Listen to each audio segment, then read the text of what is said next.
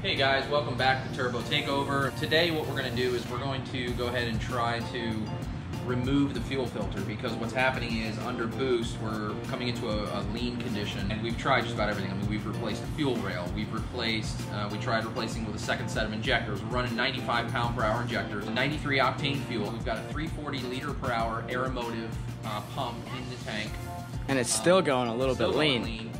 We've got 5/16 fuel line, which is the factory diameter fuel line on the feed. What we're going to do now is we're going to go ahead and remove the fuel filter and just kind of loop it out of the system and see if that fixes it. And if that fixes it, great. If it doesn't, then the next step is going to be to run a whole new, either 5/16s, we're probably going to go 3/8, all the way from the tank all the way up to the rail. I think what we're running into is a volume issue here, because we're having to run 66 PSI base fuel pressure. Which is really high. Which is crazy high. Yeah. That's with the vacuum line connected. With the vacuum line disconnected, we're at like 72 PSI. And at that high of a pressure, I feel like we're losing volume at that pressure. Right. So what we're going to do is we're going to turn it down.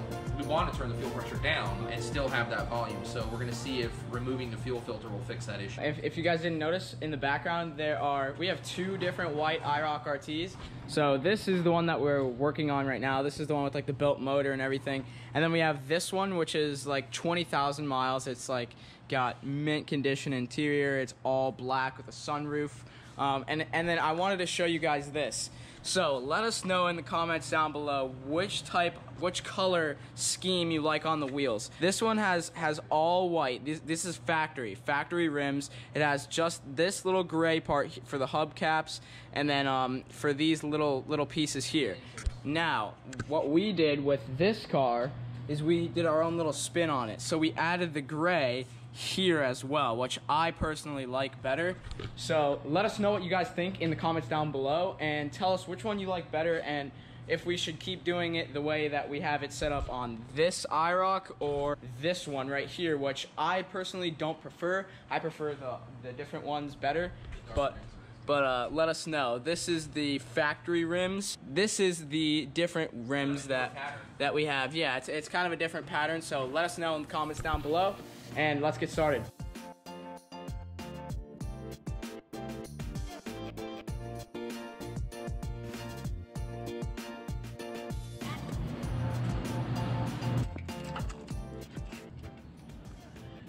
Let's just try to loop this right out of the system. Okay, so now that the filter's out, we're just gonna loop. Here's the feed. This is the feed coming from the pump, and then normally it would go into the filter and then out of the filter, and then from here all the way to the fuel rail. So what we're doing is we're bypassing the factory fuel filter to see if maybe that was a restriction in the system. And we'll find out in a minute.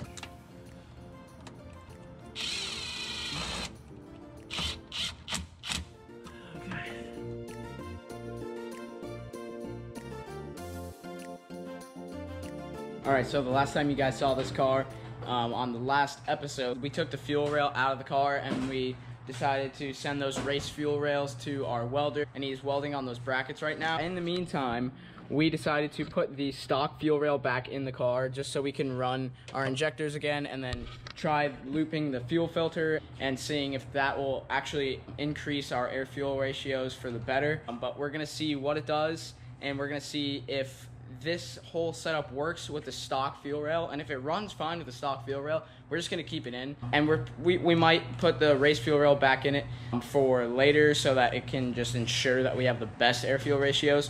But for now, we're going to go run the car with the stock fuel rail and the looped fuel filter.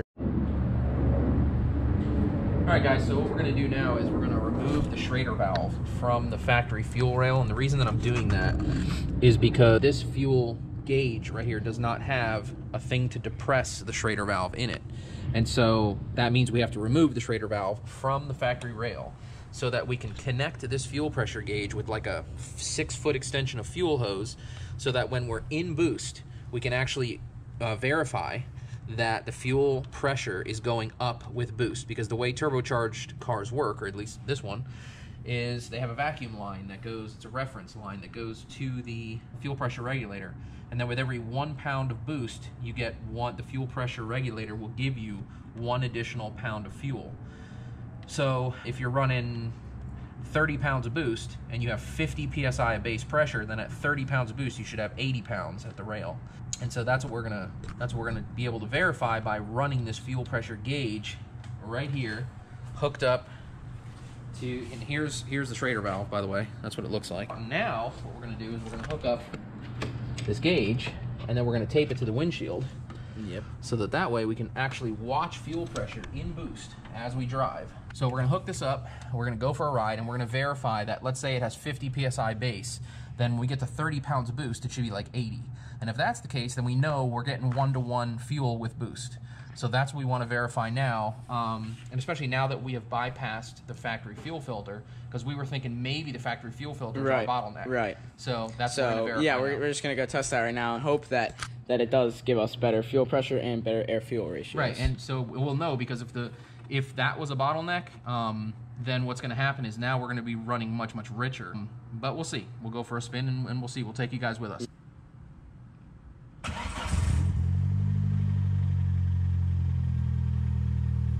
No leaks. Looks good, guys. 63 psi. 63 psi. That's our base pressure. That's really high. That's like way too high. But that's the only way this car seems to run right. To give us an air fuel of like 11, mid 11s, let's say, at wide throttle. Yeah. Anything less on the base pressure, anything less than like 62, 63 psi, and the car goes lean. If it's like 12-to-1 at 30 pounds of boost, that's too lean. Exactly. So we're trying to figure out what's going on.